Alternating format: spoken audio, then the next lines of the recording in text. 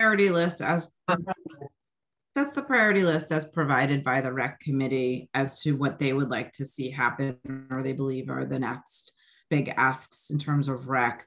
Of course, the governing body can decide to, allow the requested bond item to go forward or not.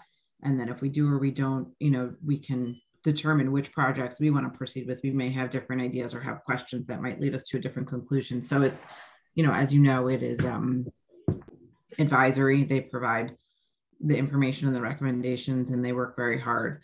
I think this is guidance from them as to the rec needs around town. And so it gives context to the $100,000 rather than just asking for a handout without any backup or indicator of what the other needs are or ways we could spend money on our rec facilities, if that helps. It does. Thank you, Councilwoman. And seeing this as like the big picture, and I appreciate this, like this is, I've seen the fire department and the police department do things like this, like 1 year, 2 year, 3 years, 5 years in advance, kind of like this is what's coming down the pipe. So this is useful. And then, the one thing that kind of just the call that is brought to my attention is the number and the value of the projects that happen to be taking place in McCarter Park. And it's the borough's property, but it's also used a lot by our Board of Ed partners.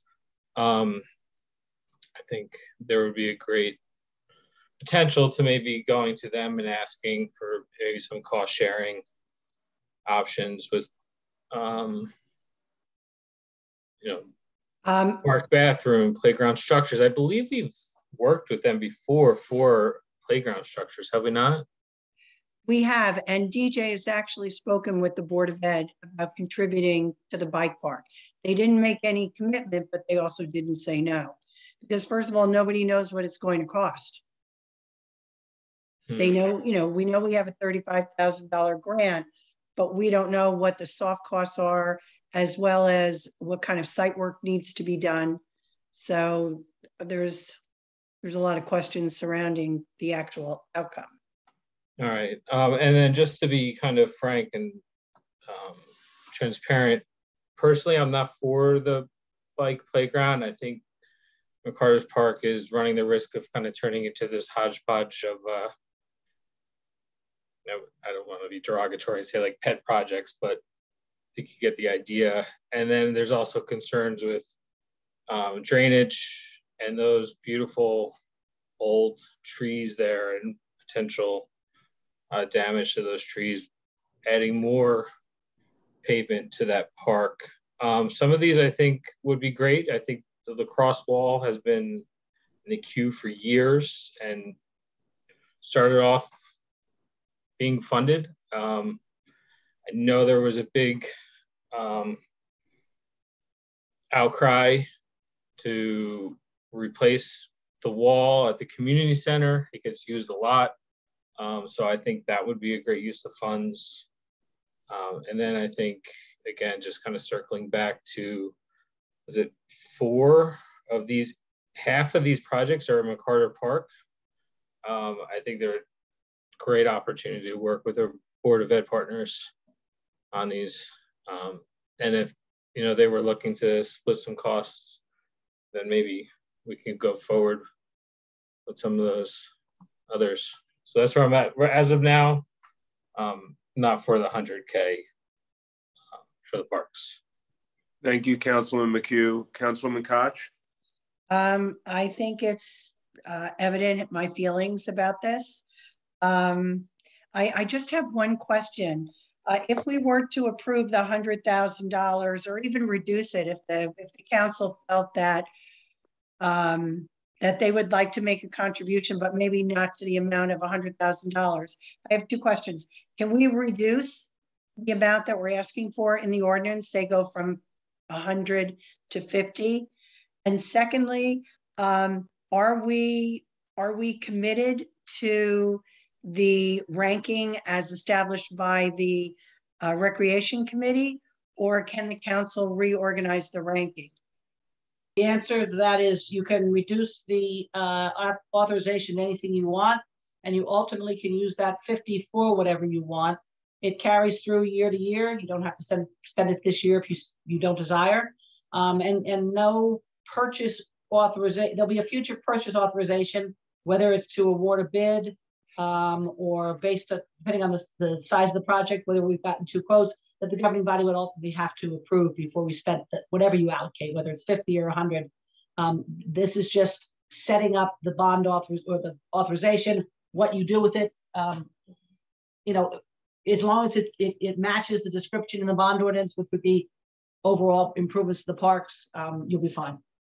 Councilwoman Koch, are you suggesting to move Pilates up on the priority scale? Yes. Okay. But I forgot what I was going to say.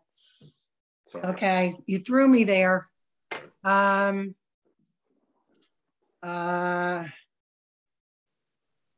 Oh, I know what I was going to say in response to Councilman McHugh. One of the problems with the lacrosse wall was the expense of the surface, and other recreational groups wanted to know if they could have access to the wall. So that's why I believe the name evolved from a lacrosse wall to a multi-purpose wall.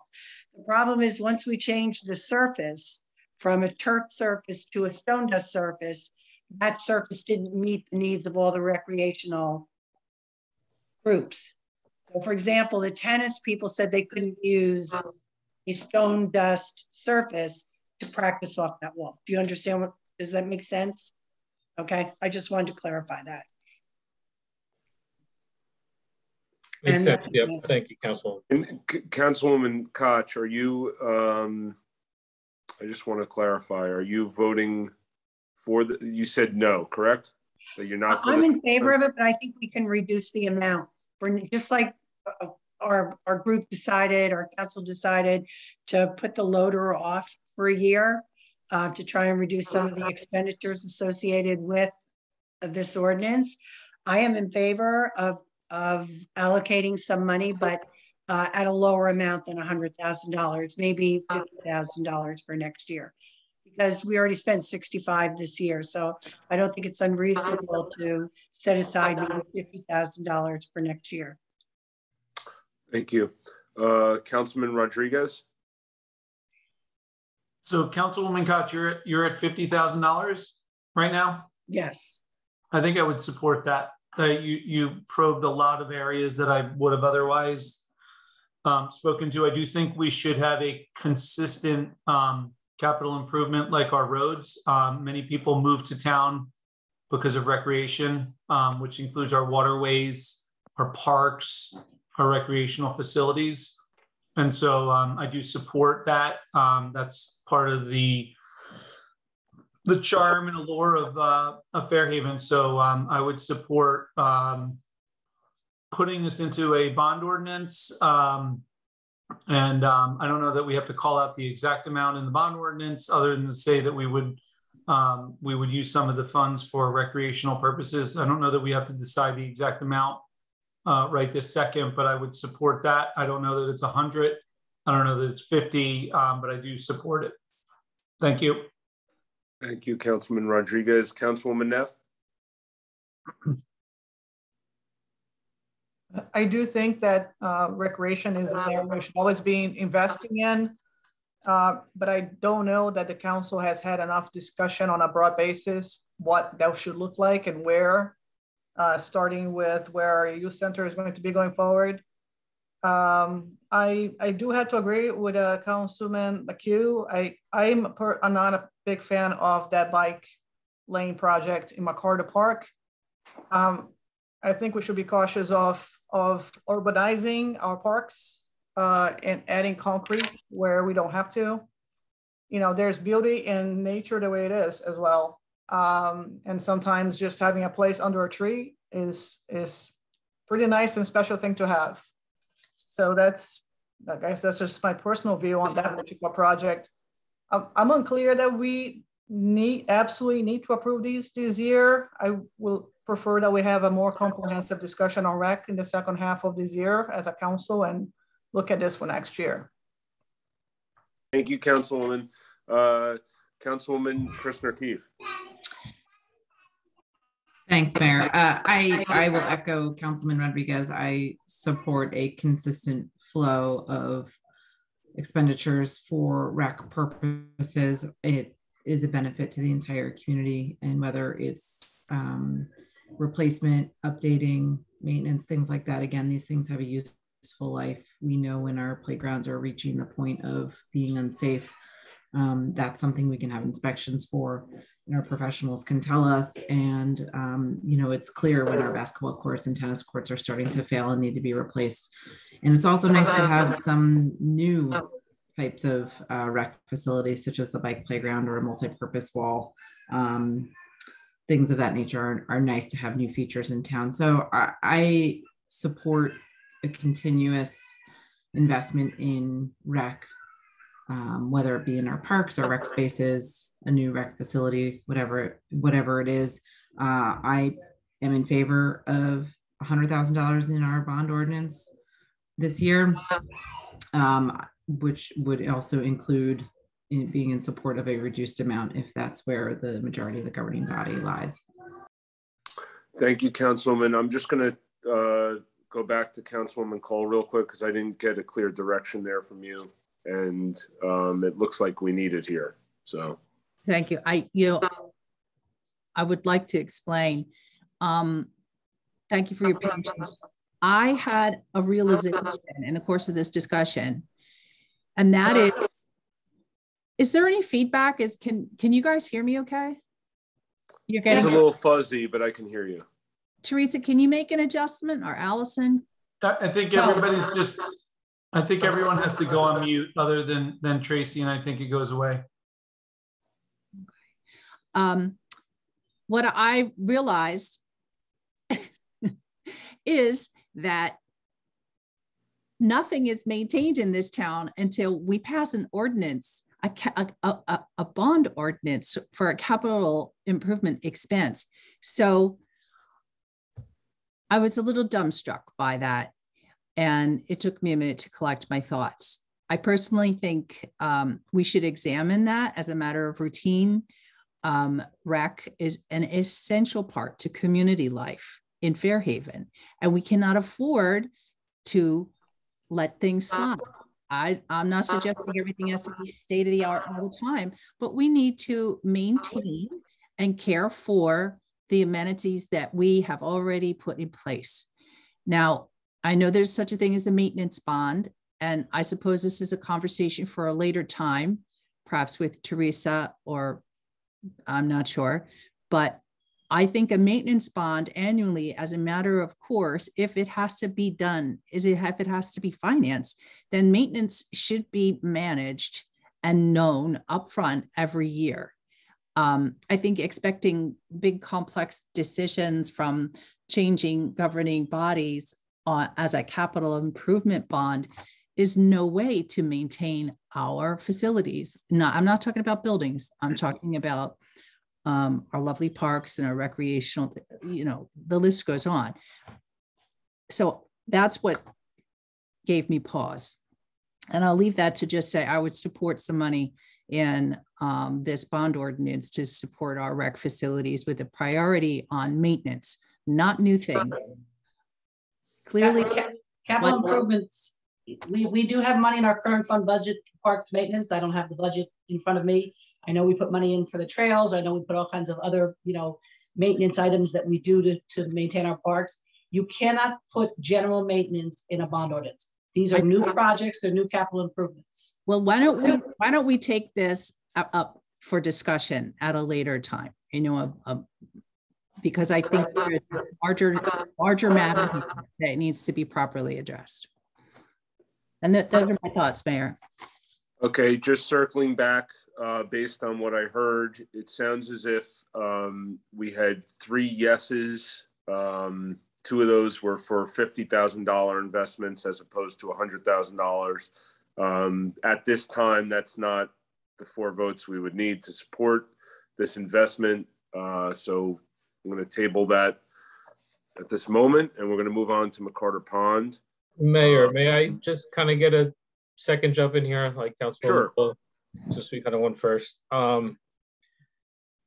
You know, the $100,000 sticker shock is there. A lot of these projects outside of McCarter Park are going to be in the community center.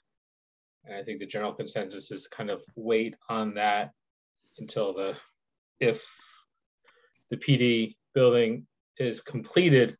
But agree that there should be some earmarked maintenance for rec. But with that being said, I also, you know, like Councilman Rodriguez said, rec is a big part of our community.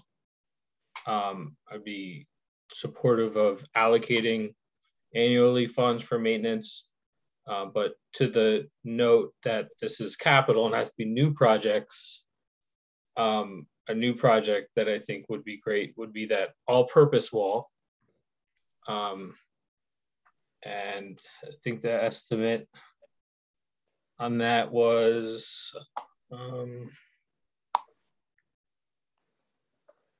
25 to 50K. That's in addition to the funding we have currently, right? So whatever we have, the all-purpose wall, we're looking at another 25 to 50,000. Is that correct?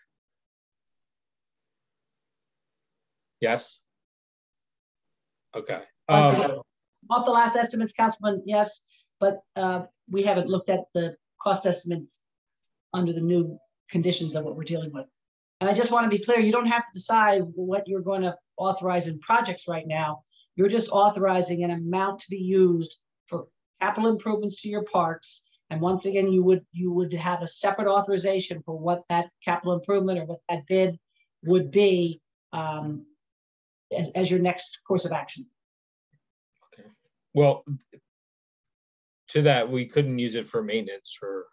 No, it has to be. You have to be. Like it has to have be over $5,000 and have a 5-year lifespan to it.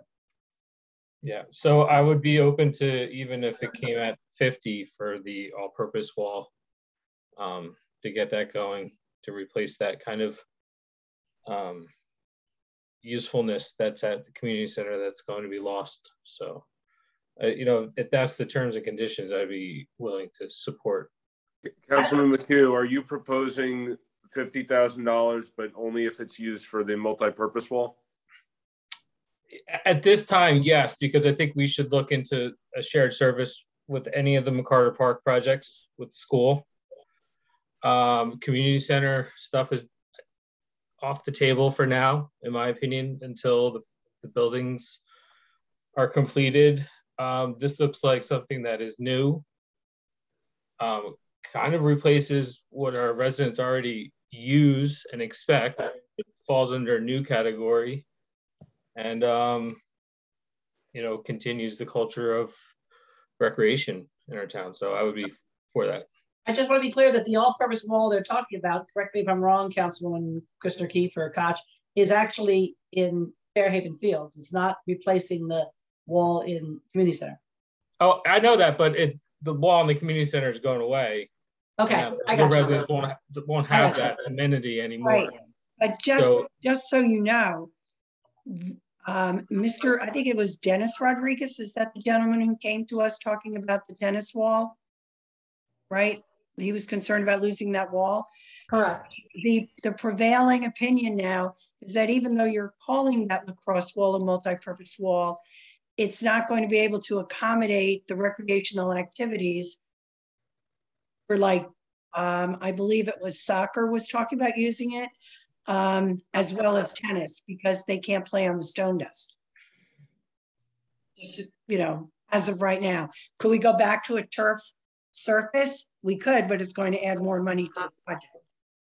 So I hadn't heard that about the change in materials impacting who. That came up at a rec meeting, but we can double check with DJ too. Yeah, well, and look, but this was the change in material was a cost reduction measure. Perhaps there's a third type of, stone dust was the one offered because it's already something that's maintained in the net, in the Fairhaven Fields.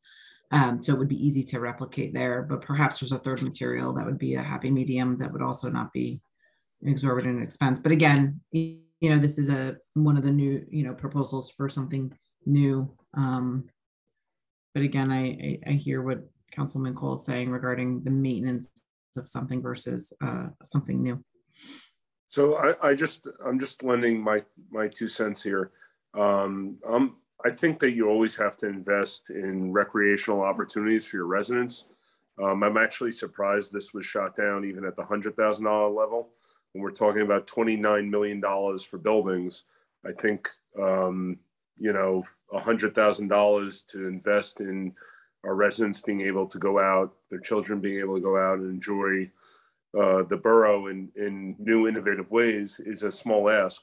But I have a little bit of concern with just, dictating based on this conversation that it goes to one specific thing. I think I'd be more for, if I don't have a vote, as you know, but if I did, voting some funds being given to recreation, then having the appropriate discussions to discuss where those funds actually go to. Just earmarking it for the multi-purpose wall. I'm not saying that I would be in favor of that or against that, but you see just from a brief survey of people on a rec committee, which represents the residents, that it was number 5 on the list. So now dictating that, we'll do it just for that one specific thing, I don't think is in the best interest of the borough. That's my 2 cents on that. So. Where are we with the votes right now? So right now you had you had 3 yeses, 2 of which were at 50K, and now you have a 4th yes, but only for 50K if it's earmarked specifically for the lacrosse wall. So now we'd have to go back to Councilman Rodriguez, Councilwoman Christner Keefe, as well as Councilwoman Koch to see if they would agree to the 50K if it's only specifically earmarked for that multi-purpose wall, because Councilman McHugh has a contingency on his yes. Is that an accurate assessment of where we're at? Well, generally also because the McCarter Park, looking at the options for partnerships with the school. So McCarter Park, I'd like to kind of get some more information in community center because of the pending construction. That pushes any projects around there off for a few years, which really only leaves the Fairhaven Fields open to projects, in my opinion, in the immediate future. So we'll all still have an opportunity to vote on the authorization of any specific spend. We're just trying to figure out what to include in this bond ordinance line items in terms of 100,000 for Parks and Rec, right? And then we can go more granular when we authorize the spending. Yeah, well, that was my understanding. But what Councilman McHugh is saying is he's saying that he does not want to approve the $50,000 unless it's specifically earmarked for the multi-purpose wall. Yeah. Yeah, I understand that. I just, want to make sure that it's clear that we're going to have further opportunities to refine which project it goes toward, or, what of those rec projects are pursued. And, those types of things can change. But once we don't have that money in a bond ordinance, we can't go back and get it. Yeah. Well, no, yeah, and I trust that process, Councilwoman. And Councilwoman Koch. So, just generally, before you go back to rec, I am a yes, but just kind of, where I am. Are you a yes for $50,000, Councilman McHugh? Yes. Thank you. Teresa, your direction on park improvements is you seem to have 4 yeses at the $50,000 level. Understood? Okay. Moving along to McCarter Pond. Before we go to that, I'd just like to speak to it briefly. I've been hearing about this project at McCarter Pond for years.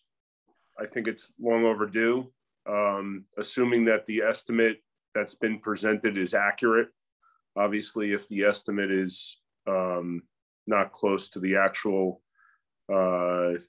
dredging cost, then that's something that I would want to reconsider personally. But I think it's time for us to do this and stop throwing those chemicals in every month that don't seem to be working anyway, and restore McCarter Pond to the way it used to be. With that, pass it off to Councilwoman Christner Keefe, I believe was up this time, going the other way. Sure. It's been a long time coming that some new or different action needs to be taken in connection with McCarter Park. I'm sorry, Pond. This is one of those ongoing maintenance items that has just been pushed down, kick the can down the road for a very long time, and it's time to address it. It feels like that's happened with, I've said that same sentence about 6 times tonight. So for me, I'm interested in addressing it. My biggest concerns about taking these steps would involve the wildlife there to make sure that it is safe and preserved and will be okay. I know we all have names for the snapping turtles. So, that would be my biggest concern about the pond, but I do think it's time. Everybody loves the pond and it's treasured here by all of our residents. Whether you go to fish or feed the ducks or you just drive by and enjoy it. So it would be great if we could address that, and hopefully it will give the pond longevity. So I support addressing McCarter Pond.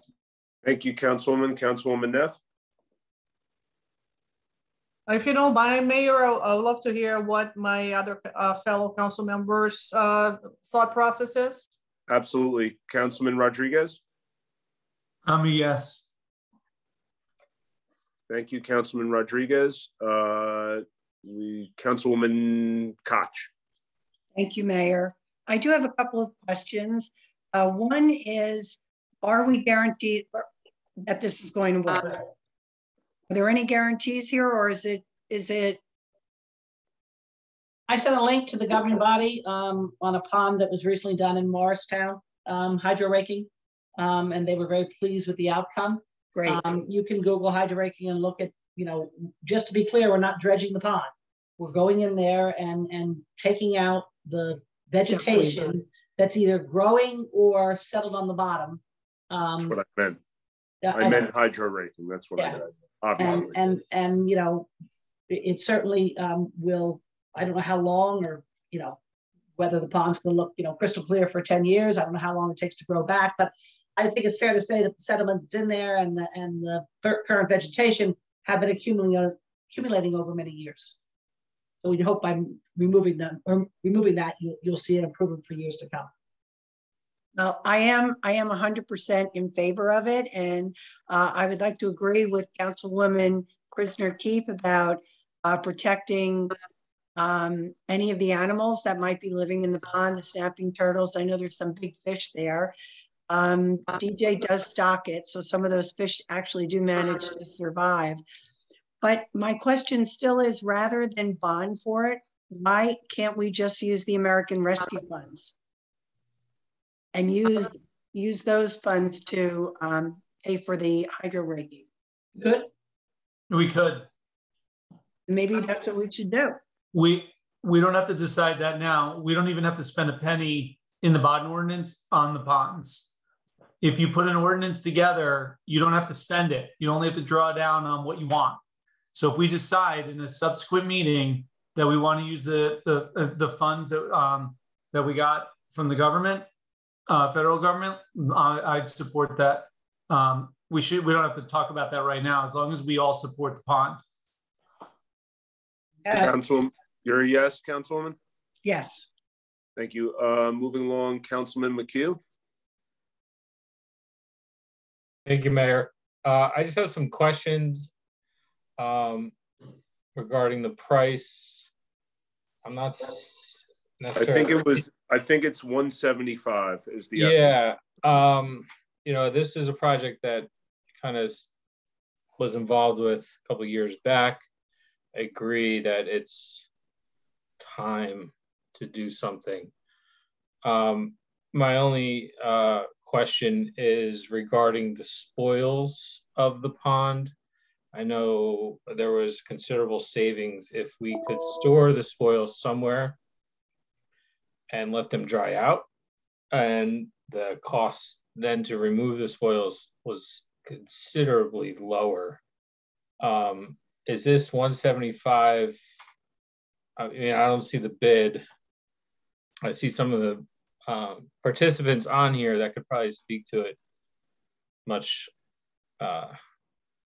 more. There is with no much bid. more information, but yeah, just generally, is this remove and transport the spoils, or does this have a staging area built into it?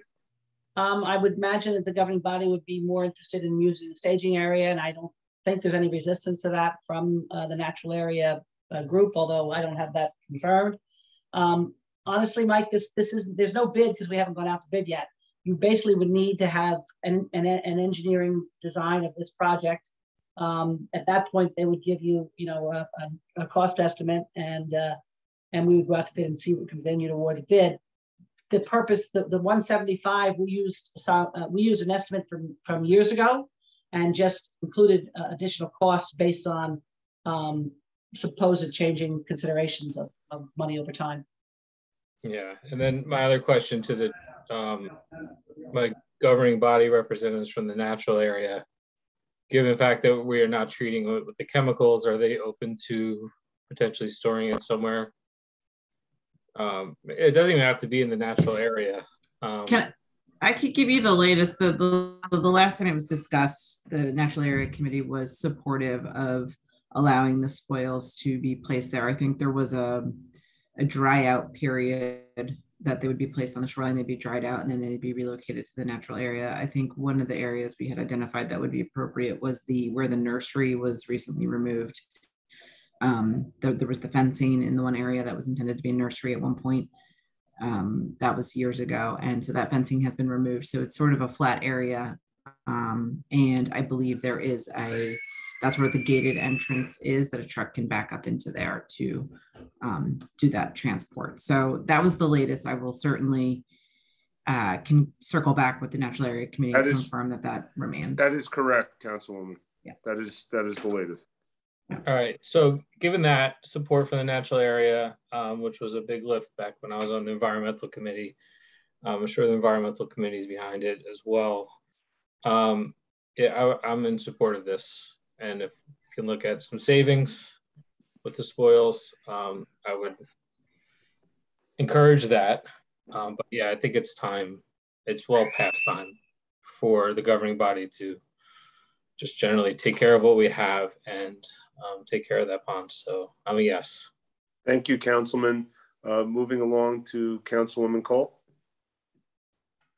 Thank you, Mayor. Yes, this is an aged recommendation from the Environmental Commission. It's been standing for some years, and really appreciate hearing the commitment of my fellow members of the governing body. Taking care of what we have is a priority if we're going to maintain the quality of life at Fairhaven. So I'm a yes. Thank you, Councilwoman Cole. I just want to circle back to Councilwoman Neff. Thank you. I'm glad to hear that the council supports this project. I think I have heard about it since I first moved to town. And as far as I understand, I thought this proposal was out there for 10 years. I might be wrong about that. I do think that we should really think about using the federal funds for that. I agree with Councilwoman Koch that would be a really good use of our federal funds. So maybe that's something we can talk about later in a follow-up meeting. But I will agree and fully support it at this point, and hope that we can have that additional discussion. Thank you. Thank you. Could I just ask one question, which I forgot to ask? And that is, I know that we have in the past few years been doing periodic applications of chemicals in the pond. We have the fountains in there that aerate the water, and we've done periodically chemical applications to improve the quality of life in the pond. Do we still have to do that if we're going to do the hydro raking? Can we save some money and not pay for those applications this summer? Can I speak to that? And yeah, I think smarter than me. I think the chemicals are stopped immediately. The chemicals stop immediately. I don't know about the fountains. Bubblers are not anything. Fountains don't cost anything, but the applications do. So if we're within the next few months going to hydro rake the pond, can we stop with these periodic applications? I believe that was a direction already given to me at the last meeting. I'm not going to push. All right, thank you. Great. Moving along, this is the last item to discuss is large area restoration. On that, I'm going to start with Councilwoman Cole. Thank you, Mayor. In my mind, this is a lot like McCarter Pond. This is an area in need of attention. Teresa, well, maybe if you mute yours. Oh, okay, thank you. Like McCarter Pond, this is an area in need of attention. It's deferred maintenance that has risen to the need of an intervention. And I'm in favor of addressing our invasives, and I'll just elaborate briefly to explain. We're contemplating adopting an ordinance to control invasives and prohibit certain invasives on private property. I certainly think that behooves us to make sure that we are in compliance on public property, but more importantly, for the preservation of our tree canopy, the future of our tree canopy and our natives, we really need to tame and eliminate the invasives where we can. And so I'm in favor of addressing this problem. Thank you, Councilwoman Cole. Councilman McHugh.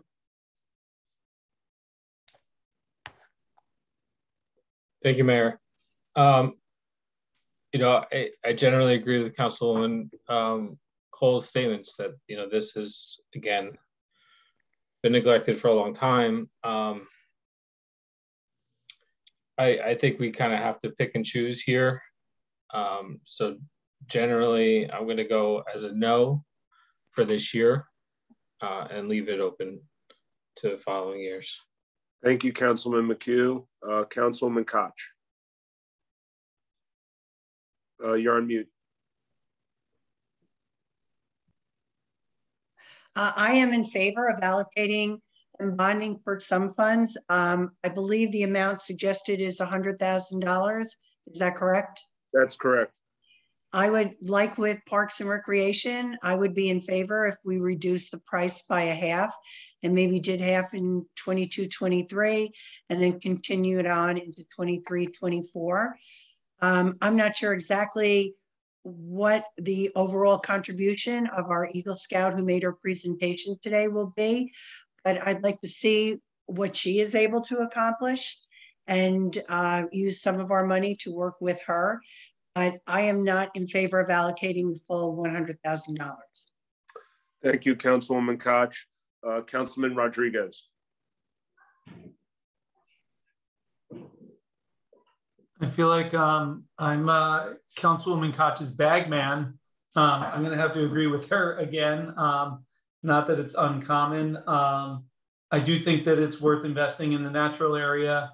I know we've got a lot going on, but it sounds like we've knocked some major ticket items off the list in the near term and sent the facilities team back to the drawing board. So I do think that it's worth putting some of our resources against the natural area to fight back some of the invasives that are growing there. So I would be in support of something smaller.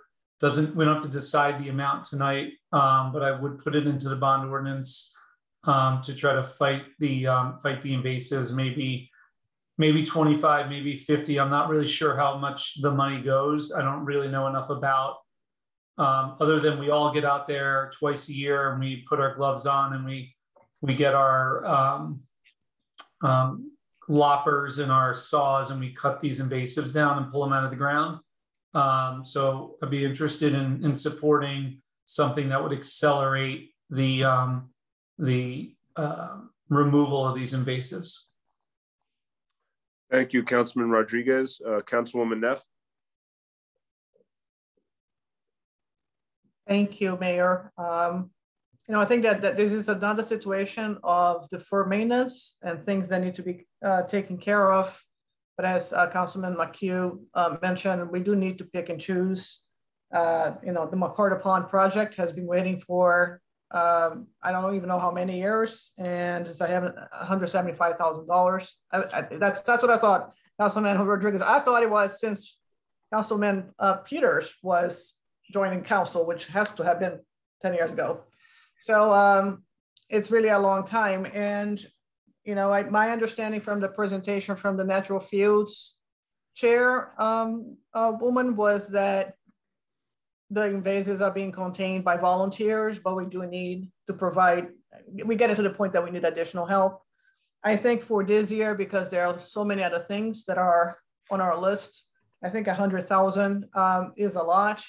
I'm inclined to go anywhere from fully deferring to next year to, I think Councilman Rodriguez said 25,000 or something like that. Maybe I could be persuaded to a much smaller amount, but not as currently proposed. Thank you, Councilwoman Neff. Councilwoman Christner-Keith. I have a question, if anybody remembers. What was the cost of the restoration project that took place on the perimeter of Fairhaven Fields a number of years ago? I thought it was 60,000, but was it? Yeah, that's about right, Councilwoman. We had a $30,000 Montgomery County Open Space grant, and we added 30 to it. I'd have to go back and look. We may have kicked a few more thousand in from our pay-as-you-go capital to even out what the bid came in at, but it was right around 60. Okay. Yeah, so I, as a member of the Natural Area Committee or the liaison, prior to being on council, a volunteer and a committee member, the invasives aren't going anywhere. They multiply. It only gets exponentially worse every single year. So my inclination to want to hold off is quickly dismissed by the fact that the exponential nature of the continuation of vines creeping and taking our trees down will cost more down the road, and or we will not be able to do as much work down the road, or we're just not going to have a natural area anymore. Is really what the end game is. The trees will be gone, and the whole. If you look at the area between 3rd Street and Fairhaven Fields, which is where Zoe is focusing her Eagle Scout project, that is a perfect example. If anybody's lived here for, I don't know, 10 or less years, you can see how that area has become eviscerated by the vines and taken everything down. That's what's going to happen to our natural area. So I would like to say, let's wait, let's table this project for a year for financial reasons. I don't think that's the right move, because time is of the essence when it comes to invasives. So I'm a yes. Thank you, Meg. So Chris, I don't know. Let's see, yes. So I have, just to circle back here, I have 2 yeses on the $100,000. I have 1 yes at 50, and then I have you as a 25 or 50, and I have Aline as a 25 or nothing. So I guess my question to you, Chris, so we can give Teresa some clear direction. Do you have a inclination you feel more comfortable with 25 or 50 here? Because I would have 4 yeses at 50 if you're at 50. Well, I know that we don't need to decide how much we spend right now, so I'll go yes with 50, because we can always decide to spend less in the future. Okay. But to be clear, we will put 50 in the bond ordinance. Yeah, we don't have to spend it. Okay. We don't have to spend it. We don't have to spend $1 of it. We could decide that we don't do anything. You are correct. 50K. Okay. Thank you very much. So I just want to circle back on where I have everything at, so we're all on the same page here. So there was broad support for the police station, but there seems to be some inquiries as far as some alterations that members of the governing body would like to be made there. Teresa, I don't know if you can speak as to how we can handle that. I don't know if perhaps they can give us a list of the items that they're interested in and we can present them to facilities and to the architect to see what the financial impact or the possibility of even exercising those options would be. 21 Fairhaven Road. I also think that there was some talk that they wanted to include the community center piece into the outer building. Correct. Well, I would say that would be one of the things that maybe we would add on that list. 21 Fairhaven Road. Just to reiterate, we had 3 yeses. Councilman McHugh was the 4th yes, but he said it's dependent on other costs. Councilman, I don't know if you see any more clarity after seeing the whole list, if you want to keep it where it is or say yes or say no. I'm just coming back to you because you're the swing vote on that, it seems. I'll continue. Roads, they're supported as is. Park improvements were supported at $50,000. McCarter Pond, the hydro raking is supported. A large area restoration supported at $50,000. On the no side, we had the loader is a no. The DPW is a no as presented, but I want to reiterate that the council is very clear that there needs to be intervention on that facility quickly. You know, we need to discuss either a giant alteration of Plan A or implementation of a Plan B in the very short-term future on that facility. And then Bicentennial Hall, I don't know whether to call that a no, but it sounded as if, you know, if we were going to do something there, the council wanted to spend less money in doing so. Is that an accurate assessment of where we're at on everything? Does everyone agree with that? I would say that Bicentennial Hall was that people wanted to make an investment, but maybe not the sort that is queued up right now. Not as presented, correct? Yeah. So maybe on we currently have 350 already authorized for Bicentennial Hall. And I think our biggest consideration is going to have to be whether or not we're going to return the grant money, because we're not going to have much time to make that decision. That's a fair statement. It's the same thing with 21 Fairhaven Road. We have a grant pending with Monmouth County Open Space. They want to execute that agreement in June, and we need to have a phase 1 environmental done. So some of those things, and my only other comment on McCarter Pond, based on my notes, Mayor, is it was not clear. I think everyone agreed on the concept, but it wasn't necessarily something that they want to put in the bond ordinance that they wanted to consider paying it from directly out of capital. So I'll just need guidance whether or not you want it in the bond ordinance or you want to take it out of the capital improvement fund, earmarking those federal funds. I would support taking it out of the federal funds, as well as a certain allotment to address the invasives. Those are both sort of intervention level deferred maintenance, and I don't know that the taxpayers should be paying interest on those costs. So my personal opinion is to come out of the capital that we already have on hand. Councilman Rodriguez, I think I saw you shaking your head yes. Do you agree with that? I could get on board with that. Councilwoman Koch, I also see you shaking your head yes. Do you agree with that? You're on mute. We go with the federally available funds in our capital. Can we initiate the project sooner for the hydro raking of McCarter Pond? Well, you still have to have it, you know, engineered and right. Go out to bid. Right, but can we initiate that project rather than wait to go through the process with the bond ordinance? You certainly could ask for proposals from engineering firms to design the work, you know, rather than later.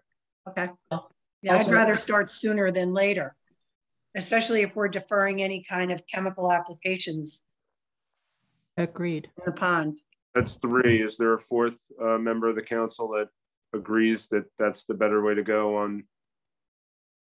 I just wanted to mention I agree with Councilwoman Cole's suggestion that the invasives also be used for those, you know, out of those funds both the, for the invasives and for McCarter Pond, that we take it out of the federal funds, I would support that. You may be a little light, but you do have additional monies in there from your pay-as-you-go capital that you could use to supplement.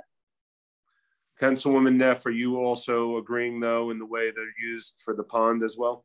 Just to clarify. Yes, the pond and the invasives. I think that's what I heard from Councilwoman Cole, and I just wanted to support her idea. And Councilwoman Cole and Koch, as well as Councilman Rodriguez, do you agree for the invasives as well? Yes. But are we putting a monetary limit on it? Well, let's see what the proposal comes in at. They'll both be a bid because they'll be over the bid threshold. Councilman Rodriguez, are you okay with that as well, the invasives as well? Just give me a moment. Yes, I am. The big concern I have is we stall once we get the bids back, and if we don't put it in the bond ordinance, then we're gonna paint ourselves into a corner. So I'm just gonna trust that we're gonna get our heads around it and take action on it. I think we all decided we're gonna do that. So with a leap of faith, I am going to hold hands with the council people, and we will jump off this ledge together and get this job done for the invasives and the pond. So Teresa, I don't think I need to go to every council member here because there's 4 that have already shared their direction on how to pay for those. And we already know that we have support for those actual expenditures.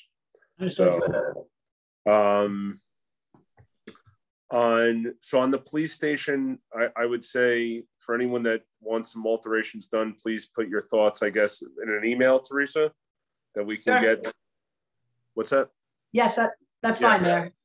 Please get your thoughts over in an email. We'll get them over to facilities and the architect and try and get more information on what can and cannot be done.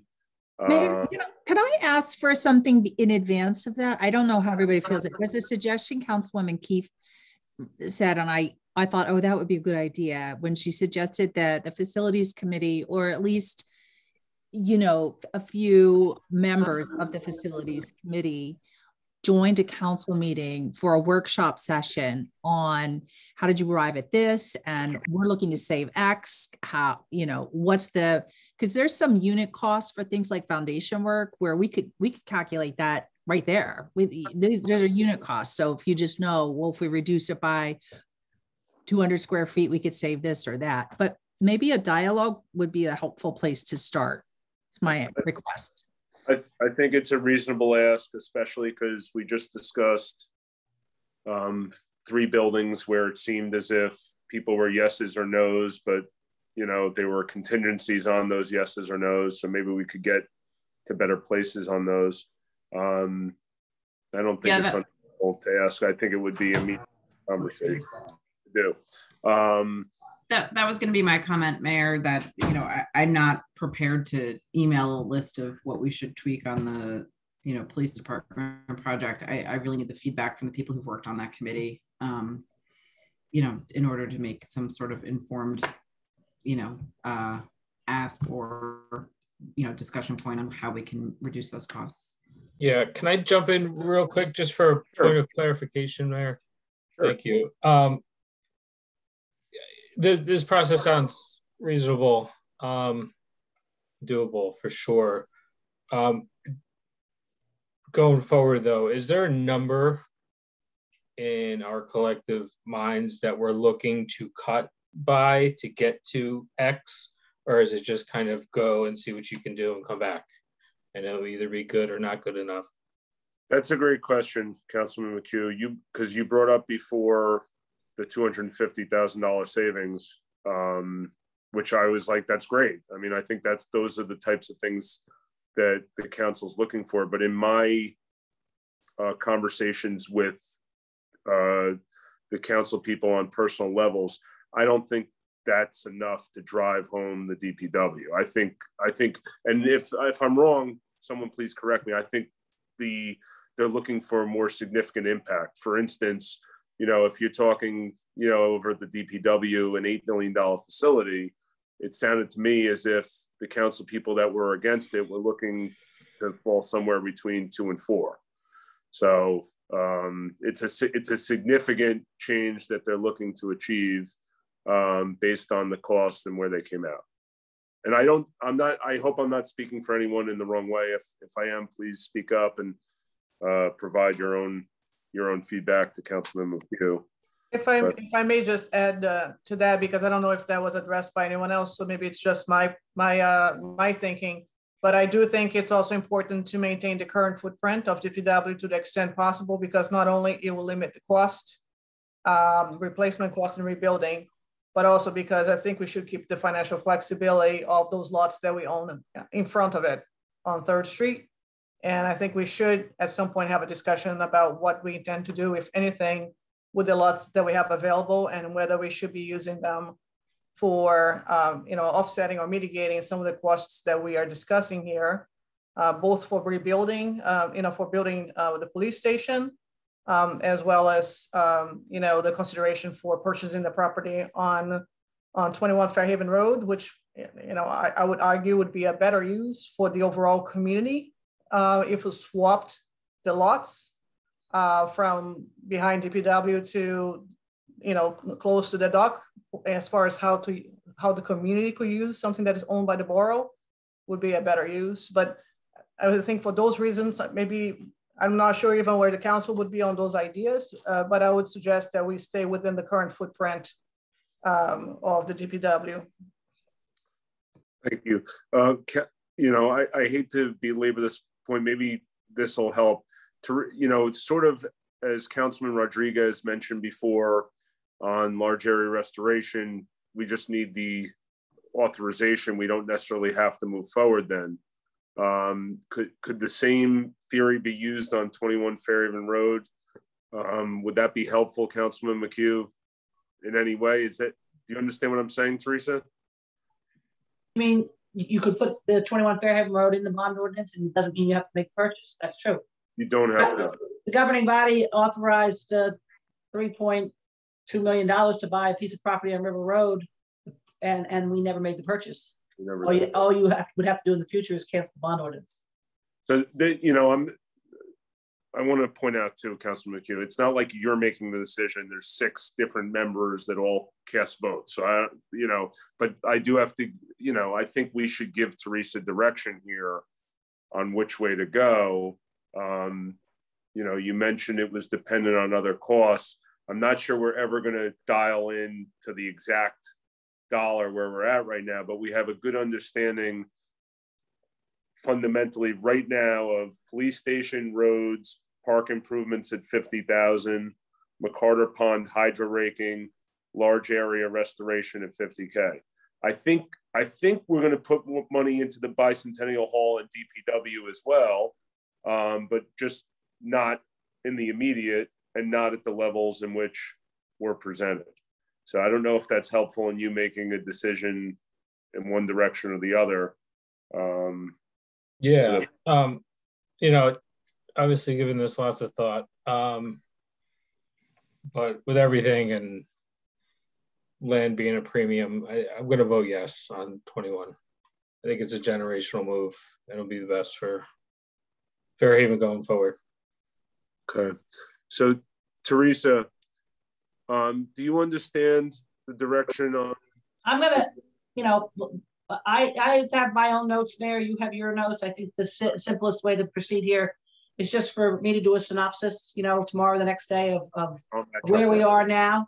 And then because I don't believe we're going to put McCarter Pond or the natural area restoration in the bond ordinance. We want to directly fund them through the capital improvement fund. So, I'll do a synopsis on where we are with each piece, and then, send it to the full governing body. And if that seems to be the proper synopsis, then I can have bond counsel and the CFO start to prepare the bond ordinance. I do want to mention that whenever you do a bond ordinance, there are what they call Section 20 costs on top of the amount you authorize that go to pay various costs associated with the issuance of of the debt. But that they're standard numbers. Okay. Thank you, Teresa. Before we open up to public comments, I just want to thank everyone that was just involved in this. I don't recall, I attended a lot of meetings as a resident. I don't recall a meeting like this with this much collaboration between the council and working with the borough staff. And I just think it was fantastic. So let's move along here. We're going to open up public comment.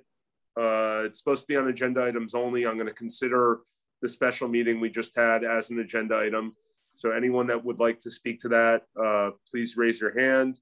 When you speak, please identify yourself. Let us know your address, and please try to limit your comments to 3 minutes. Thank you. Mayor, first up with a hand up is Brian Rice. I'm going to recognize Brian and ask him to unmute himself. Hey, Brian. Hi, everybody. Thank you very much. It was a monumental task to finally get at least the appropriations for the pond. And I really appreciate that. It's been 12 to 15 years. There were some jokes they were going to put up a bench, so I wanted to thank you. The next thing is 21 Fairhaven Road. I know a little bit about it. I know a lot about what goes into it. That 1.7 million or whatever the figure is just a tip of the iceberg. I don't know how many times, but we can go over the recording to see how many times that you all said that you needed money for projects that were in disrepair around town. The list is very, very long. To take on this, you're talking, as Tracy said, 3.5, $3 to $5 million minimum. That's after you pay for the property. And again, it was pointed out about, first time in 100 years. We said that about denormity, and that hasn't been completed either, as putting in a living shoreline. And at the end of the day, all we own is dirt, and we continue to lose the dirt as the tides get higher and so on and so forth. So I really need you guys you really need to consider this, and the long-term costs of this project are monumental. We can't take care. We haven't been taking care of what we have, which you guys all admit to. We can't patrol it. We haven't patrolled the dock to the state that it should be, which you guys admit to. And to take this on would be just further burden on not only the police department, but the residents. And like I said, the 1.7 million, whatever the cost of it is a small part of it. It's like a kid wants another skateboard and he's got 15 of them sitting in his, the corner of his room that don't work. So I just want to leave it at that. I know a lot about all this stuff, as most of you know, being here my whole life, being a dock builder, being a waterman. And again, no, thank you for finally passing the resolution or ordinance to allow us to do the pond. And I will donate a fountain, which is the second part of it. I'll donate one of the fountains to continue the aeration and the beautification of the pond, which is, I've had all that information also, as Tracy knows. Thank you. Thank you, Brian. Thank you, Brian. Mayor, can I ask Brian a quick question? If you're still there, Brian. But Brian, you can unmute yourself. Yes. Hey, Brian, Mike McHugh here. Thank you for all the work. I know we've talked a while ago about, I think you actually personally went out and got bids for the pond. Teresa recognized that the money, the kind of estimate we're going off of, I believe, is probably off of your work on that. Do you remember in the bid if the spoils were the transportation cost? I think we talked about this, was significant. So do you remember some of the options on that? Yeah, what we have to clarify on it, there's zero spoils. When you talk spoils, you're talking about dredging. That is off the table and has been off the table for over a decade, when we lost the opportunity to take dredge spoils from the pond and deposit them at a dredge spoil site, which was Rumson Country Club at the time. So that has to be in sealed trucks, special trucks, can't drop any on the road. So it's not spoils. So the idea behind all this is, and Carolyn Ferguson just texted me, we do have permission from the natural area, as Councilwoman Keefe had pointed out, Krishna Keefe has pointed out, that I did have a talk and it was all in agreement. So the organic material would be put on the banks, probably up in the southeast corner of the pond, and let it leach out a little bit to get a lot of the water out of it. And then we can transport it in our own DPW trucks, using our front end loader to move the material and deposit it over in that area that was a nursery that was all fenced in, that's been taken down. That'll save a significant amount of money. But again, it's just organic material. It's not dredge spoils. Great. Yeah, thanks for that clarification. Huge. Yeah, and I love to hear everyone getting involved with the natural area and our own DPW guys taking care of it. So thank you, Brian. Thank you. Teresa, anyone else? Yes, I have Andrew LaBarbera. Andrew, you can go ahead and unmute yourself. Hey, Andrew. Oh, there we go. Thank you, Teresa. Andrew LaBarbera, I live at 70. You went on mute. I keep unmuting and then it mutes back. Can you guys hear me? Mm-hmm. Yes. Yes. Yeah. Do I need to introduce myself again? No, you're good. All right, cool, thanks. First and foremost, this was a refreshing, I know it sounds kind of funny, but a refreshing 4 hours. You guys were balancing two very difficult lenses, funding and project prioritization. And when everything's a priority, nothing is. And I think, you know, everybody acted as a team to kind of noodle through that. And even the documentation that Teresa prepared was fantastic. I did have two questions, and it's more of a learning moment for me. And it really is focused on being able to have a starting point from a cost perspective. I know we talked about the DPW, the police, a couple other areas. So my two-part question is, based on current town revenue expenses, what can we afford from a financing perspective? And what discussions have taken place at the council level with regard to how much we want to pass on to the homeowner? You want me to tackle that, or who, Teresa, you want? You know, ultimately, generally speaking, you know, the governing body, we did do the financial analysis for each piece of this in the sections I went over with initially. You know, usually when you do something like that, you know, you can pick a number and ask them to back into it and say how much would that impact every council member, or we could do what we just did and divide them into sections, give you an idea of what each project or each capital authorization will how it will impact the taxpayer. Right, but what I'm specifically focused on is the acceptable dollar amount to pass on to the homeowner. Right, I understand you could do single items or an aggregate. I understand that would have a varying impact on debt service, on what the payment schedule looks like over the course, right, of repayment. But as elected officials, was there a discussion amongst the group as a team with, hey, you know, raising this much money is a red line for us and we'll back our prioritized list of projects in? And the reason I'm asking is listen, if we had unlimited funds, we would do everything, right? But unfortunately, we can't do that. So I'm just trying to get a little bit more insight into the thought process specific to the downstream effect, even if it's a next generation, right? I'll be here for 15 to 20 years. So we'll feel some of it, and as I'm sure others will as well. Just wanted some more fidelity.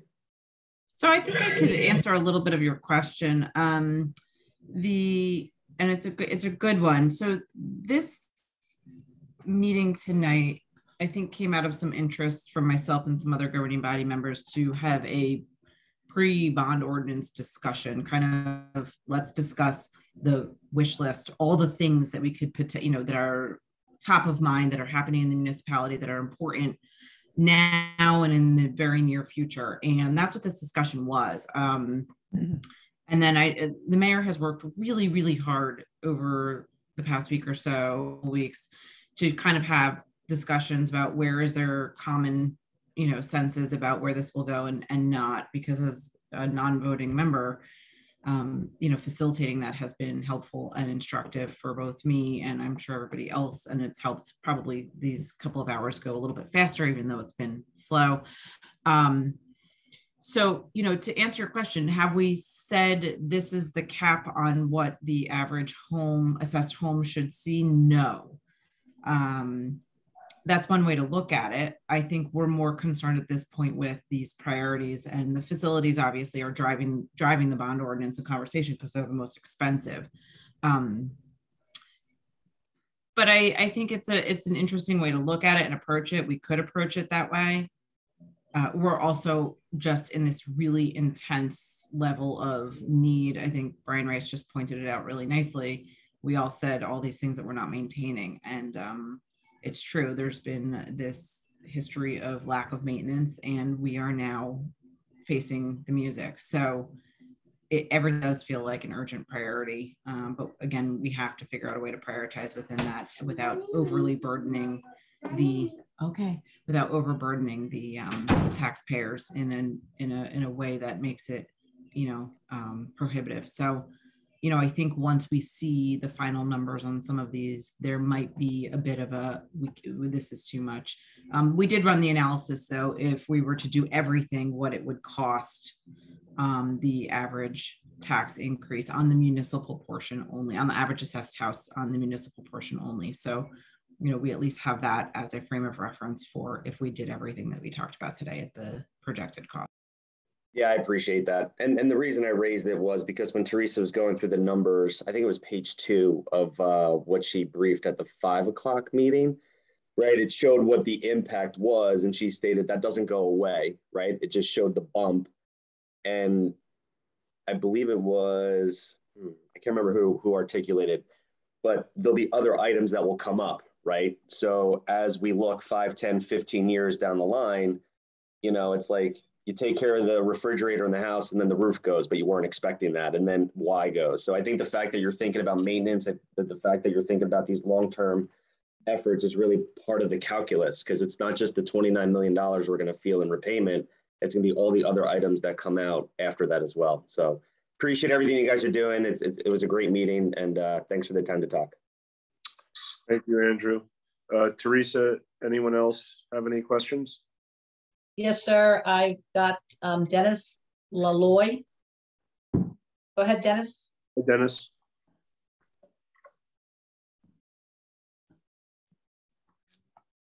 Hi, so Dennis Laloy, 51 Ants Road.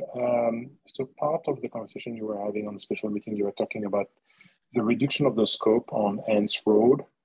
I probably missed a meeting where you were talking about that. So if you can give me more details about what will happen there. We take that. I think, I don't know if I misheard, but I think you asked what we were talking about, the reduction in Hance Road. Originally, there was a plan on Hance and Cooney to do road work there, and the estimate for that road work was $650,000 or something like that. But we ended up approving a plan that was much less than that. I think it was $350,000. Is that right, Teresa? That's and I think right. the majority of it was paid for by a grant we received. The only additional cost was like for an arborist that we hired. So I don't know if that's the snippet of the conversation, Dennis, that you heard, but I don't think we've made any other changes to Hance based on conversations tonight. So, okay, so you're still planning to do the sidewalks on Hance Road for the park? No. That's why it was so much. I promise you, there's no sidewalks on Hance Road. That's why it was so much less money. Based on that conversation, the sidewalks were pulled out of that proposal. And so, is there any way I can find what will be done on Hance Road somewhere? I think it's posted on the borough website. Okay. It is. It's Dennis. It's mainly milling and paving. There's some new drain work, straightening out of the road in a few places. Where there was some safety issues. That's the majority of the work being done there. Okay, my main concern here is because of there's no curb, and on my property, every time there is any storm or a lot of water, my property is transformed into a pond. And so I wanted to make sure that if there is a curb and the water is drained to the next drain, that will be Dennis, will help. You're at 51 Hance, right? Yes, yes. I believe there's curb there. Check the plans. I know I did. Okay. For your property. Dennis, if you need clarification, you're welcome to email me tomorrow, and I can ask the borough engineer to answer any questions you may have. Wonderful. Thank you so much. And again, everybody, thank you so much for your time. And it was a very interesting meeting today. Thank you, Dennis. Is there anyone else? Yes, I have Ruth Blazer. Go ahead, Ruth. Hi, Ruth. How are you? I'm good. This is just sort of in conjunction with doing all these other things. If you want to do something using what you've already got, which is the stone dust and our labor force at the DPW, why don't you do what you plan to do when you got Schwenker's Pond? Put a walking trail around it. And that will be something you can say, see what we're doing? And it will cost you virtually nothing because you've already got what you need. Thank you. Thank you, Ruth. Just so you know, the DEP regulations prohibited the addition of putting down stone dust around that area. Any trail we would have to be just kind of natural and like mowed lawn or something along those lines. Okay, good to know. Anyone else? Yes, Kristen Hoey. Go ahead, Kristen. Hi, everyone. Kristen Hoey, 268 Dartmouth Avenue. Similar to a lot of the comments echoed before, I'm so encouraged, having listened to the dialogue over the past 3+ hours around, the thoughtfulness that has been put into this, the planning that's been put into these conversations. The table is obviously surrounded by some of the most intelligent and capable and experienced individuals. And I think it's really, really encouraging to hear. Similar to some of the comments maybe before, it sounds like the consensus is really around recognizing that safety is of the utmost importance of the residents, and then figuring out a way to prioritize that, issues that are most important. So similar to the sort of methodology the Recreation Committee had, I think it may be worth full exercise to go through prioritization, asking each committee to come up with priorities as they relate to sort of their wish list and how they want to achieve them, because there are so many great things that we want to do in this town, and all to the benefit of our future residents. But in order to actually move the needle forward, there has to be some sort of prioritization. And I think a way to do that is to think about how we potentially come up with a couple solutions, rather than sort of going back to the drawing board with, with zoning and planning and facilities, but really thinking about some ideas, whether or not they're outlandish and ridiculous or not, but at least giving facilities something to react to, as opposed to saying, let's go back and draw from this again, and then we pick it apart. I think there's just so much good momentum here, and I'd love to see the committee capitalize on it. That's it. Thank you, Kristen. We have Stephanie Adams, Mayor. Go ahead, Stephanie. Hi, Stephanie. How are you? Can you hear me? Yes. Hi, Stephanie Adams, 230 Oxford Avenue. I'm great. Josh, how are you doing? Doing great. Thank you. Again, thank you all so much. It has been a very refreshing 4 hours. We really appreciate all the work you guys are doing. Hugely encouraged by the direction that the pond is moving in. That's amazing. I just wanted to sort of keep advocating for our Bicentennial Hall. I understand, I haven't actually seen the plans for the ADA upgrades, and I know that it's a much larger plan than most of us want to see for that area, especially the parking lot. I know that's a big sticking point. But I just want to say, having spent a lot of time there in the last few weeks, the exterior, the structure is really at a tipping point. And I hate to think of it being neglected for too much longer. Just getting the exterior somehow restored. There's a lot of carpenter bees. I was visited by a carpenter bee this weekend, and they're starting to do sort of significant damage to the point where, you're going to go from kind of patching some stuff up and repainting it to really having to redo some of the structure. So I just wanted to advocate for our building and hope that it doesn't kind of get forgotten, just to have the structure kind of maintained a little bit, because it's really falling into some serious disrepair. Thank you. Understood, Stephanie. Thank you for your call. Next up, Mayor, we have Claudia Brady. Go ahead, Claudia. Hi, Claudia. How are you? Hi. Claudia Brady, Fairhaven Road, and I just want to compliment you all too on this. It was a great meeting to learn how your dollars, our tax dollars, are going to be spent potentially in the future, and all the hard work that goes into that. I just want to ask two quick questions. One, if I heard correctly, because I'm still on sort of old projects before we start new projects. The way I understood it was the Hans Cooney people, there is a plan right now and they can see it if they go to the engineer. Is that what you just said? I believe that the project that was approved by this governing body should be on the borough website. I believe it's still up, sir. I didn't see any designs, so I think that's what I'm asking. Design and trees coming down and whatever. It's We have not received the tree report yet, as far as I know, unless it came in the last week, Teresa or Allison. I haven't seen it. Okay. Claudia, the tree report has not been provided to us yet. But the design is potentially there. Yes. And so the only other project that I've heard talked about as old past business were the pocket parks at the end of Hans and Cooney. Where do they stand? We have authorization to go out to bid on there. We're waiting for some work between the borough attorney and the borough engineer. But we have final prices? No. Just estimates and authorizations. We'd have to go out. How are they paid for? And are they already prepaid for? No, the bond ordinance is already authorizing. We have, I believe, $850,000 authorized. We won't know the final cost, Claudia, until we actually go out to bid. And many times the governing body, when the bids come in, sometimes they award them and sometimes they say, you know, they come in much higher. Don't want to do it. Don't want to do it. Okay. Those are old projects that I just like to see continuity, you know, sort of closure as we go forward. So thank you very much. Thank you, Claudia. Mayor, next is Michael DiMichele. Go ahead, Michael. Hi, Michael. Hi, everyone. Michael DiMichele, 522 River Road. I have a couple points. Thank you. I thought this was a great meeting.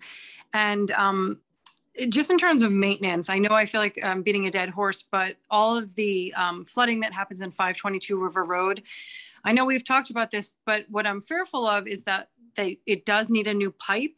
And once we put down these new roads and put down the new sidewalks, is it just going to continue to flood? And then ultimately, are we going to have to put in some kind of new sewer systems there after this is all done? So I just wanted to get that sort of on the radar. Michael, I sent that over to the borough engineer. I know that he sent that to the county engineers along with video, showing them that, you know, because they had claimed that there was no blockage in that pipe. Yeah. Showing them that obviously there's something else that's wrong. I imagine that they're working on addressing that now, but okay. I'll follow up with me tomorrow and I'll get back to you on where we're at specifically after talking with Rich. Okay, that sounds awesome. And then just sort of outlandish questions to Kristen's point, but had anyone thought about the Boynton and Boynton building? Has that even come up as something that's on our radar as a possible purchase for, I don't know, say a police department? I know we're so far down the line, but has that been a topic of conversation at all? It has been in the past. And ultimately the problem with any type of a purchase for a building like that, police departments have to be built to a higher standard. They have to be earthquake proof. And retrofitting a commercial grade building to that would not be practical. That makes sense. All right, that was it. Thanks you, everyone. Great job today. Next up, Mayor, we have Ralph Windrum. Go ahead, Ralph. Ralph. You can unmute yourself, Ralph. Ralph, are you getting on the call to complain about the hydro raking? Can you hear me? Yes, sir. Good. I want to, first of all, thank all of you for all the thought you've put into McCarter Pond.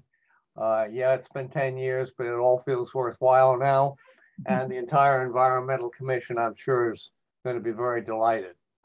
The second area, which I think may be helpful, I would think if we are concerned about the cost of a police department or any other building that we're building, the architect certainly could look into benchmarking any of another half dozen to a dozen police departments that are being built in the Northeast. And I'm sure the architects know what they are. And we could look at relative costs, both per square foot, and we could look at relative features, which might give us a few ideas as to how to reduce or even enhance the performance of our own design. So I just leave that with you all, and I think it might be a good idea. Yep. Thank you, Ralph. And thank you again. We really appreciate it. Thank you, Ralph. I don't see anyone additional hands at this point, Mayor. Okay. Thank you, everyone from the public. We appreciate all of your comments and also for sticking with us for 4 hours here. But we're not done yet. May I have a motion to approve the May 9th regular meeting minutes? Motion. Second. Allison, may I please have a roll call? Council members Christner Keefe? Yes. Cole? Yes. Koch? Yes. McHugh? Yes. Neff? Can I say yes, even though I left early? You were in the regular meeting minutes, I think she can, correct? She left part. You want to abstain because you left partially? I think I'm going to abstain. Okay. And Rodriguez? Yes. Sorry. May I have a motion to approve the May 9th executive session meeting? Motion. Second. Allison, may I please have a roll call? Council members Christner Keefe? Yes. Cole? Yes. Koch? Yes. McHugh? Yes. Rodriguez? Yes. Thanks. Old business, hearing and adoption of ordinance 2022-04, supplement the Borough Code Chapter 7-39.4 to include 626 River Road. Do I have a motion to open the hearing to the public? Motion. Second. All in favor? Aye. Anyone opposed? All right, does anyone have any questions on this? No? No hands up, sir. For handicap parking spots, right? That's what this is. It's for the old Sunoco station. Yeah. The M&M project. Is that parking? Yep. We're good. All right. Motion to close the hearing to the public. Motion. Second. All in favor? Aye. Anyone opposed? May I have a motion to adopt ordinance number 2022-04? Motion. Second. Allison, may I please have a roll call? Council members Christner Keefe? Yes. Cole? Yes. Koch? Yes. McHugh? Yes. Neff? Yes. Rodriguez? Yes. Okay, we're moving on to new business. I'm going to shut my camera off. Please don't take that as a sign of respect, but I'm starving. It's been like 4 hours and I haven't eaten dinner. So I'm going to eat while you guys all talk. We're going to start finance with Councilwoman Neff, please. Sorry, Mayor, I don't have much to say. I mean, pretty much the substance of the Finance Committee meeting we had, the last one, is what we've discussed in the special session. So that's pretty much it for now. Lily, our Councilwoman Neff, may I ask you a question? Sure. A finance question. Did you have an opportunity to look at the New Jersey Infrastructure Bank financing products to see if any of them are suitable for Fairhaven? Or ask Colleen Lapp to do that for you? Not at this stage, but I'll be happy to talk to you in more detail about it. And maybe we can speak with Teresa and Colleen about it. Okay, great. Okay, next up, we have personnel with Councilwoman Christner Keefe, please. My only add-on for Personnel Committee tonight is that we are hiring a summer laborer to assist us seasonally. And the other open positions remain open. So if anybody's interested, feel free to pursue it. Thank you, Councilwoman Krista Keefe. Planning and Zoning, followed by Parks and Rec with Councilwoman Koch, please. Okay, so in terms of Parks and Recreation, the fishing derby, which was rained out, is now rescheduled for June 4th, and residents can register their children on the Our League apps page. Our next big activity is the Memorial Day ceremony. It will be on this Monday, May 30th. The parade will take off from Knollwood at 9 a.m. and there will be a ceremony at Memorial Park at 9:30. And I would also like to take this opportunity to invite my fellow council people. Usually mayor and council will march in the parade. So if you're able to, we would meet at Knollwood School and march up to Memorial Park. And lastly, for Parks and Rec, the last day to sign up for Rec and Crew Camp is June 1st. In terms of planning and zoning, the next zoning board meeting is June 2nd, and the next planning board meeting is June 21st. And that is it, Mayor. Thank you, Councilwoman Koch. Moving along to Police, Fire, Office of Emergency Management, and Engineering and DPW, Councilman McHugh, please. Thank you, Mayor. Starting with police. I want to thank our police department, and week short for Police Week, which took place the 9th through the 15th. Also would like to congratulate one of our own, Corporal Waltz, on his successful police unity tour. Rode with other Monmouth County police officers down to DC in a show of unity. So congratulate him on that. One thing I'd also like to call out is we held an information session, thanks to the Chief and Detective Reevy, regarding the car thefts incidents going on. If you notice in the April report, there is one, brings us to 2. One is obviously too much, but comparatively neighboring towns were doing really well. So I just want to thank first our residents for changing their behaviors and adapting to the new or modified threat. And also, I just want to call out, also in the report, if you notice, I think there was 43 reports of suspicious car or person. Our police department, specifically from Detective Reevy, encourages that. That was one of the big kind of marching orders given to us by the police department is, hey, even if it might be an Uber or some sort of suspicious car, call it in immediately. It doesn't really help to post on Facebook or leave a message to the chief over Saturday night, say, oh, on Saturday, or call Monday morning and say, Saturday, I saw something suspicious. Call it in. They are increasing patrols.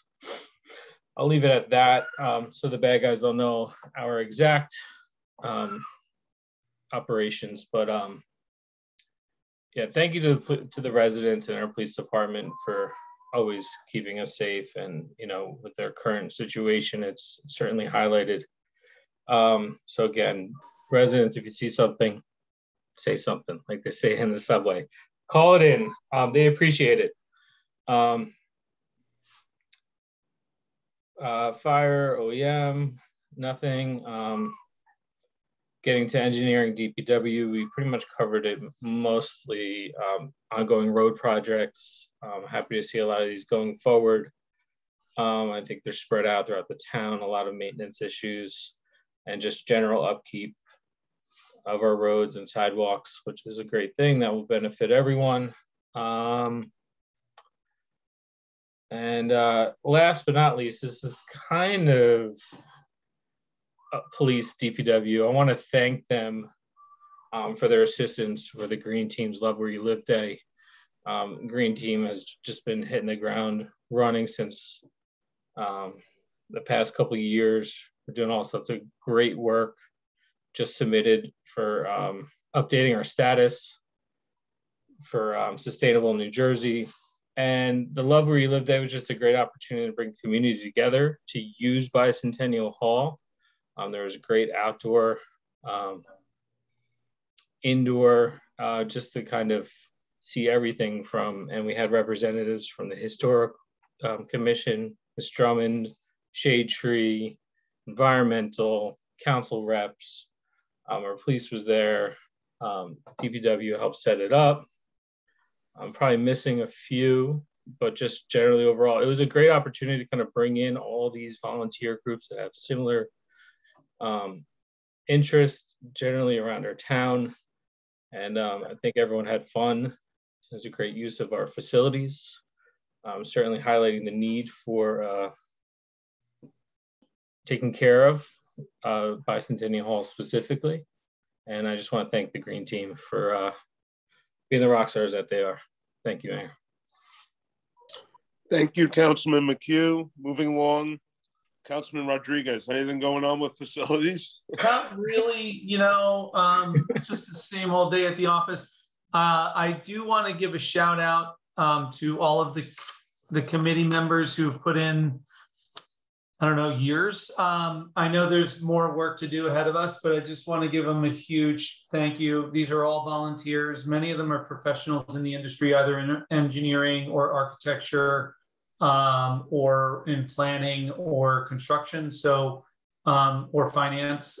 Huge thanks to the entire facilities committee. We have more work to do, but I think we made tremendous progress.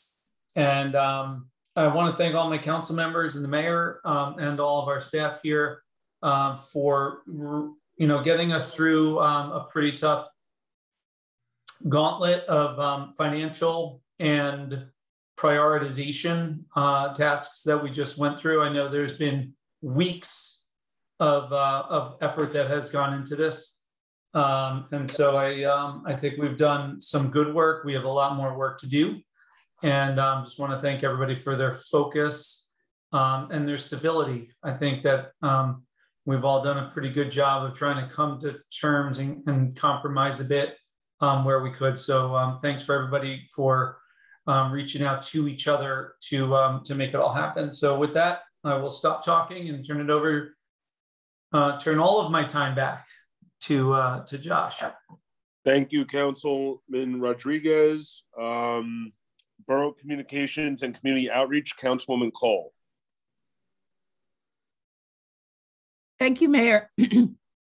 I'm going to touch on a couple quick things, and then Councilwoman Christner Keefe, I'm hoping you can finish up at the end with Outreach and Communications. Is that okay? So, Environmental Commission attended Love Where You Live Day. They're also looking at the living shoreline at DeNormandy right now. I also want to acknowledge the Green Team for a fabulous event. The Green Team, on the heels of the Love Where You Live Day event, then went to great lengths to submit a lot of the Sustainable Jersey points. It was a tremendous amount of work, and I just applaud them. They work phenomenally as a team, and we're lucky as a community to have such dedicated citizens. Shade Tree is continuing to work on, and I'll have to get back to Mr. Cannon to circle back with Shade Tree, but I understand the tree preservation ordinance is still getting some feedback. And I want to acknowledge the Fairhaven Business Association is waiting on me since our last council meeting at Bicentennial Hall, based on some findings from the restaurant/land use committee having to do with our business district and the partnership that the governing body has with the business district. We want to acknowledge their role and how critical it is to the viability and livability of Fairhaven. And to that end, I've been tasked with tending to that partnership a little bit better. And I'll get back to council after a series of meetings. I should also, one final note on engineering and DPW, Mike, the county came out to have a meeting with Rich, and I was intending to be at that meeting. And in my stead went Josh and Betsy to look at the crosswalks along River Road. And it's a little premature, but I'm happy to say, and Betsy and Josh, maybe you want to round this out, but there's going to be some additional crosswalks on River Road. Yeah, so for the crosswalks that are being, excuse me, considered, obviously they need to be approved by the county.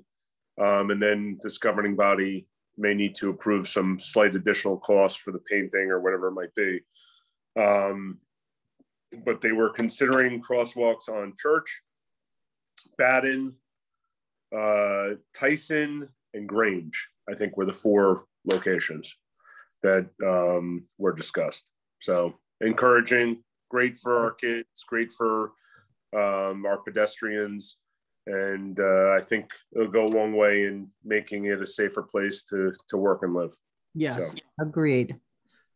Especially if you live on the north side of River Road and you have a middle schooler who has to walk to Knollwood, crossing River Road is hazardous. So those crosswalks will help a lot.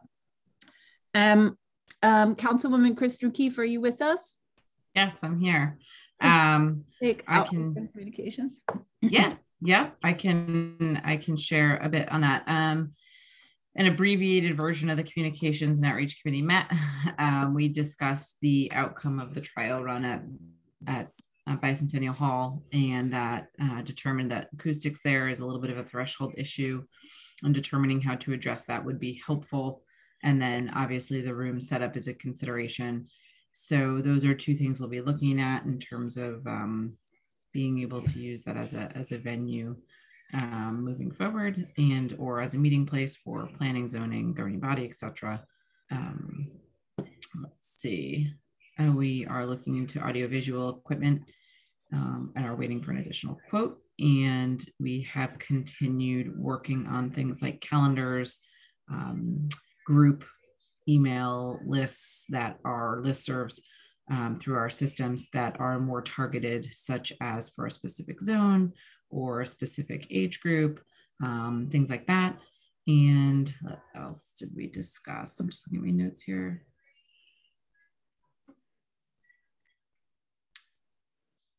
There was an art contest. We have received the entries, and I believe that is being reviewed. Hopefully Mayor Tracy will have those updated at the next meeting.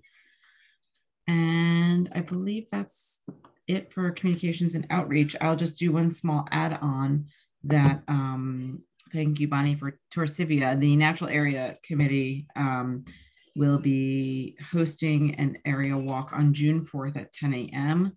Ryan Schmidt from Rutgers will be on hand to give some lessons about invasives, which is a hot topic in Fairhaven. So if you're interested in that, please join us June 4th at 10 a.m. Thank you, Councilwoman Kristen O'Keefe and Cole. Moving along, introduction of ordinances 2022-05, generic bond ordinance for $215,000. May I have a motion to introduce ordinance number 2022-05? Motion. In a second. Second. Allison, may I please have a roll call? Mayor, can I briefly, before roll call, can we have discussion? Sure. So this ordinance is going to be considered for hearing and adoption at the June 13th council meeting, but absolutely. So my question is, I know we have our typical 215 capital. Are we doing something different by putting it into a bond ordinance this year? No, we do it every year, Meg. You cannot fund capital directly from you can fund it from the budget, but you can't spend it from the budget. This enables it to be set up in a bond ordinance, and it enables it to continue year in, year out, as opposed to the budget, which would on 12/31/22, all of that fund, all of those funds become no longer available. maybe I'm conflating it with the, am I conflating this with the Capital Improvement Fund 215? You are to the degree that the Capital Improvement Fund itself has money in it that we can directly fund down payments, but the actual budgeted capital in this year's budget gets set up in a bond ordinance to the tune of 215. So you could charge any capital improvement against the bond ordinance. Okay, I understand. Okay, and it's probably explaining why it's just not ringing a bell for me, but thank you. I know I had a motion. Do I have a second? Yes, you do. Yeah. Okay, Allison, may I please have a roll call? Councilmembers Krishna Keefe, Yes. Cole, Yes. Koch, Yes. McHugh, Yes. Neff, Yes. Rodriguez. Yes. Okay, as I mentioned, that ordinance will be considered for hearing and adoption at the June 13th council meeting. Moving on to the consent agenda, resolutions 2022-130 to 2022-134. Does anyone want me to separate anything from the consent agenda before we discuss or vote on it? No? Does anyone need any discussion on any of the resolutions? No? Do I have a motion? Motion. Second. Allison, may I please have a roll call? Councilmembers Krishna Keefe, Yes. Cole, Yes. Koch, Yes. McHugh, Yes. Neff, Yes. Rodriguez. Yes. Thank you. Department reports for April 2022. Is there a motion to accept the reports as submitted? Motion. Second. All in favor? Aye. Aye. Anyone opposed? Okay. Next up, go to the borough. This is an opportunity for anyone in the public to stand and identify yourself and bring up anything that you might want to speak to the council about. Please state your name and address for the record, and please try to observe a time limit of 3 minutes. Is there any? Ruth Blazer. Go ahead, Ruth. I have a personal concern with the sidewalks and curbs coming down River Road. I noticed today that they've gotten almost to Hance, which is the block before mine, and I've been watching their progress as they've gone along, and I'm really concerned because they have dug up the old sidewalks and curbs to the dirt, put down wood forms, and then gone home. The poor people who have driveways cannot get in and out of their driveways, and I have received no further information other than a letter about a month or two ago just saying the work was going to be done with no instructions, no specifics. And the point being, I garage my car at night and I'm in and out of the house or in and out of the driveway several times a day. And I just don't know whether I will, because of their schedule. And there were 2 very clear days last week when they just didn't work. And they left these openings and the cones in front of people's driveways. I don't know what the people did, where they parked or whatever, but this is not right. So as I say, I'm really concerned about being able to get in and out of my driveway. Ruth, I understand your inquiry. I think I drove by a house yesterday and I remembered thinking to myself, wow, that looks strange. Hopefully, hopefully someone had let them know to not have their car in their driveway. I don't know if that is happening. What I could say is I'll get with Rich tomorrow and see what the policy is on this and see whether we are communicating properly to the residents. And based on the information that Rich provides, I'm sure we'll circle up with the communications committee and make sure that it's being handled properly, not only for you, but for all the residents. The reason I say this is because there were 2 perfectly clear days last week that they did not work. Who schedules them? Yes, you. Thank you. Does Rich schedule the workers or does the company that's doing the work schedule the job? they coordinate together. I know they did, they went for a 4-day, 10-hour work week to try to keep the inconvenience down, one of the days a week on Friday when it comes to the PD and traffic control and for the residents. And I don't know what the other date would have been. I don't know. I can't speak to that, you know, off the top of my head, but generally speaking, if they didn't work for a day, I'm sure there was a reason. Maybe they were waiting for delivery of pipe or materials or something. And well, what they're doing is not piping. What they're doing is laying cement, digging out the old sidewalks and curbs and laying the new. But as I say, they had the forms in all the way down the street and then went home and left, you know, people could not get in and out of their driveways. That was just the way it was. So I don't know what I'm going to do, whether I will be confined to my house for 3 or 4 days or Ruth, we don't want to, because I really, really don't want to leave my car out at night. I really don't. Sure.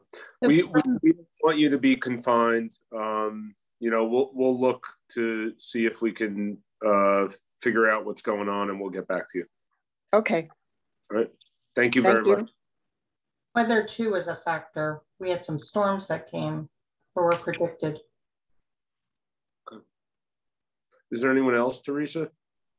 Bonnie Tresivia. Hi, Bonnie. Go ahead, Bonnie. Hi, everybody. Bonnie Tresivia, 115 Batten. Thank you so much. This was a marathon. My head's spinning. I can't imagine what yours is doing. But I'm listening to all this and, you know, all the projects that you have and, you know, trying to divvy up the money.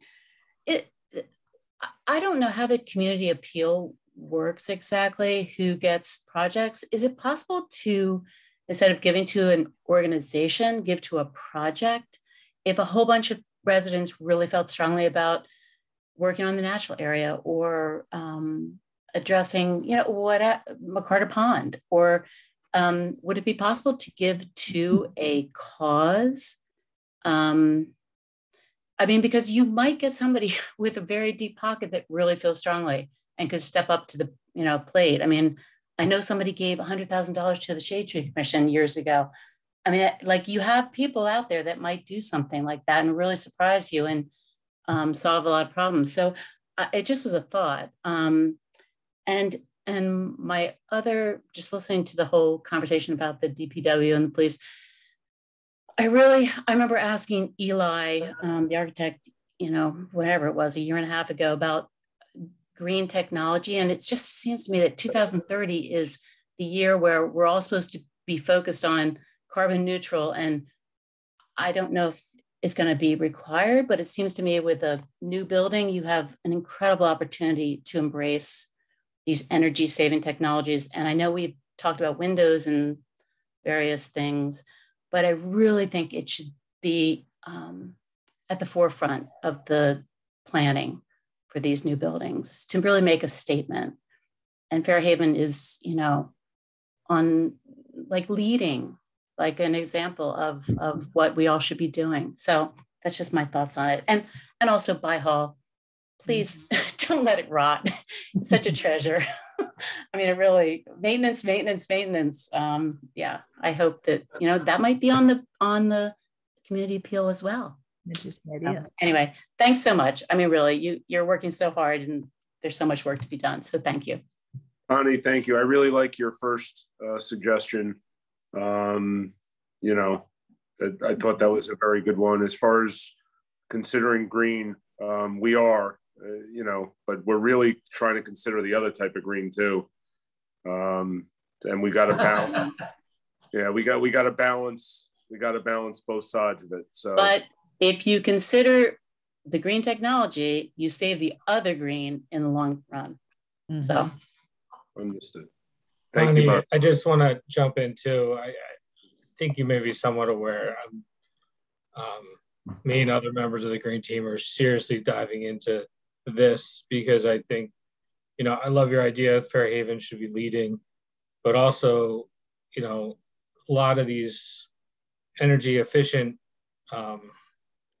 programs out there, not only great for the environment, but also a lot of money to be saved too. So I think anybody can get behind that. So there's a pretty extensive list, and there are also a lot of grants out there. I don't know quite how the whole grant process works. I mean, it seems like sometimes we get a grant and then we figure out what to do with it instead of, I don't know. I mean, I just, yeah, no, after the submission that we just went through for Sustainable NJ, the next kind of cause of action for the green team is zeroing in on some potential grants and kind of what are our needs and go after that way instead of kind of get a grant and then figure out a use. So that's something we're working on, Bonnie. You'll be part of it, I'm sure.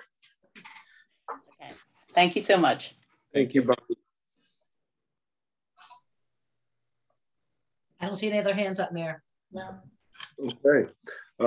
With that being said, we're going to move to executive session. Formal action will not be taken. I'd like to remind members of the governing body that you need to keep your Zoom running and put your cameras on mute and I'm sorry, put your cameras off and put your microphones on mute and move over on a different device to Google Meets. And then we're going to jump back on at the end for adjournment of the meeting itself. Everyone understand? We're going to get another device and log on to exec. If they log on to Google Meet. My device, I wasn't able to be on Google Meets and Zoom at the same time. So you need to get on a different device. Greg sent the link. Okay. So you should have another link in your email for the Google Meet, but keep the Zoom running. Okay. Shut your camera off, shut the mic off, because when we're done with the Google Meets, we have to come back on to adjourn the regular council meeting. Gotcha. All right. Thank you, everyone. Motion. Motion to close. Second. All in favor? Aye. Aye. Bye-bye. 53. Bye. Good night. Bye, guys. Thank you.